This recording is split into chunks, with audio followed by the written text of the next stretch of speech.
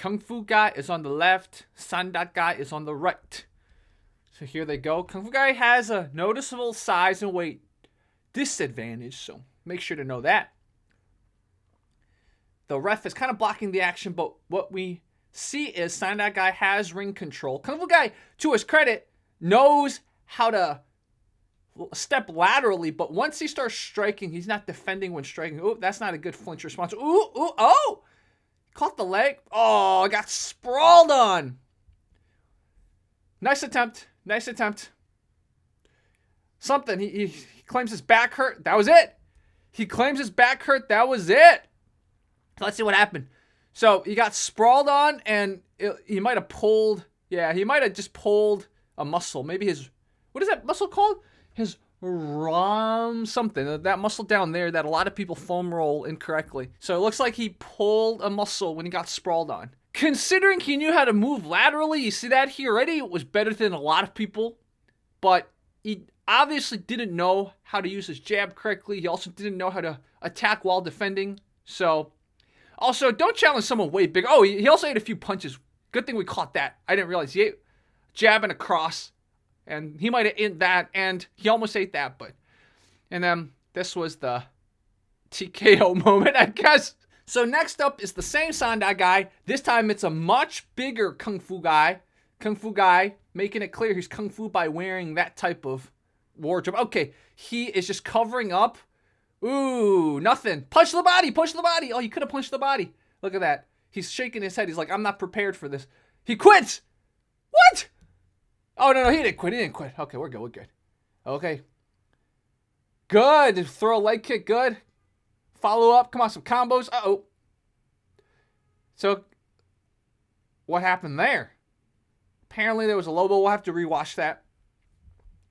So, watch your hands, Kung Fu guy. Oh, you see what I'm talking about? That jab went straight through his defense. And that was it. I think, yeah. TKO. So let's see what happened here.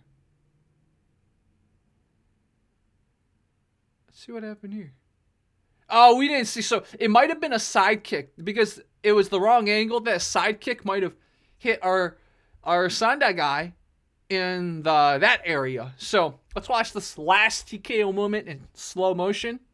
So that jab went right through. So, oh, that was an uppercut. The uppercut dropped him. It was an uppercut.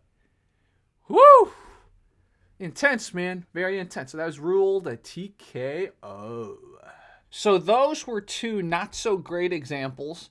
For the sake of fairness and balance, look what I'm doing now. I'm becoming the PBS of fight commentary breakdowns. But for the sake of fairness and balance, let's look at two better cases of Kung Fu applied. Advance while dealing with his attack and keep going so that I win the race and chop him in the torso. I'm waiting for him to make his move, and you can see that my right leg is a tempting target. I read the start of his attack and start advancing early into my block. There's the block, and at the same time I'm chopping at his wrist with my other sword. I press the attack, keeping contact with his sword with my right sword while he tries to pull it away to escape. I follow his movement and bring my left sword to a blocking position and hit him in the body with my right sword, which was free to thrust forward as soon as he withdrew his sword from it, which is a classic Wing Chun principle. So he explained it better than I can. He's a HEMA guy. He knows what he's talking about, so you don't need my commentary for him. I recommend you guys check out the whole video. He spends 36 minutes talking about using Wing Chun butterfly swords. But I will notice one thing, which is the difference between pressure testing and our imaginations. The thing about weapons is that it looks a lot messier when it's actually pressure tested. He wasn't in balance. He could have easily, if the situation went differently, he could have easily fallen over, but he scored the point in a real life situation. He probably would have gotten the victory. Again, what am I to say about the aesthetics if it works? That goes into a much bigger question about, oh, that wasn't Wing Chun, that wasn't Kung Fu, that wasn't this, that wasn't that. At the end of the day, what you expect to see on paper is almost always going to be different than how it's actually seen when real life used. To end it off, we'll look at one of my viewers from Argentina who does Kung Fu weapon sparring too. So shout out I almost said amor. Shout out mi amigo, Kevin Lobos. Viewer in red, notice that's a 3-section staff, Sanjiagun. It is not nunchucks. So he's going up against someone that has some other kind of sword. So it's interesting. Look at how Kevin is using the 3-section staff. He's using the bottom section.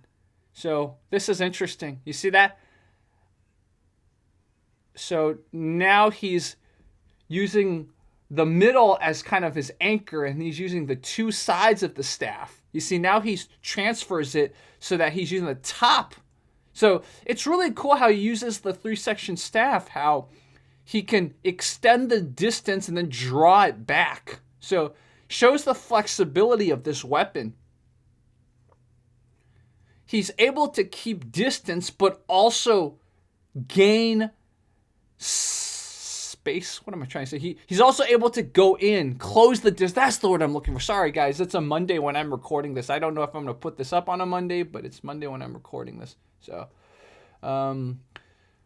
look at that. He's almost baiting the bigger opponent to come in, but when he comes in, our 3-section staff has more length than the other weapon. So now this is like a spear type of weapon that's opposing his 3-section staff. Also, shout out to them being safe. I can tell these weapons are not meant to hurt. They're just trying to test things. So now look at that. He's using the middle section as almost a shield, a parry. So he gave us back a little. That was not good. But he kind of spun around to try to use the 3-section staff, make the most of giving us back, right? Try to create some torque with it. So also shout out to them wearing shin pads and wearing other stuff, headgear.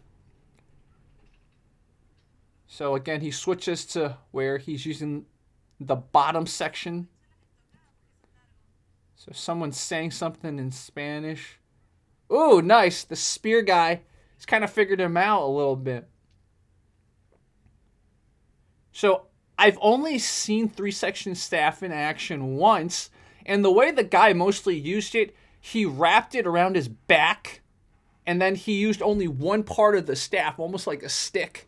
So it's cool to see Kevin used 3-section staff in a different way than I've seen.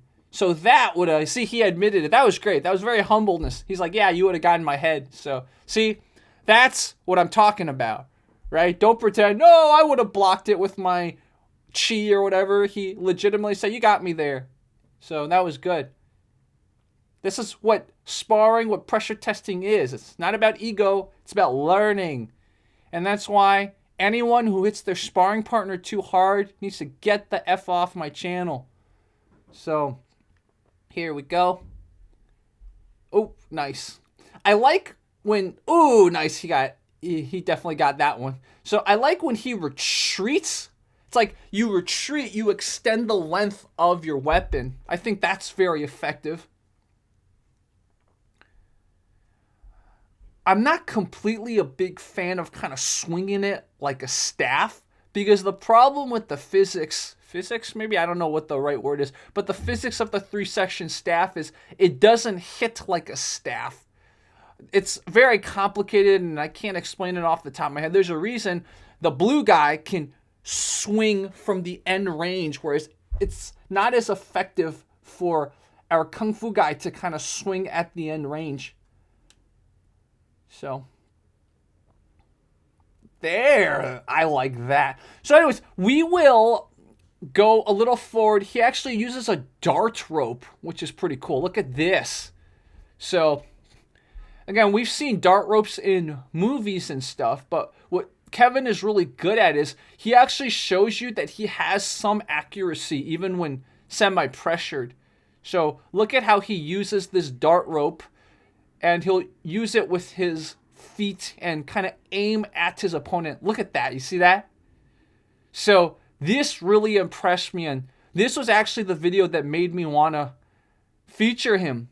But again, there is something to be said about, okay, if he misses with this dart rope, then, right, his opponent could use that sword and cut that rope, and now he still has a rope, but don't have the dart anymore. The spear tip. So look how they design it. Instead of using a spear tip, they use kind of a sandbag or something, right? Just to not hurt anyone. But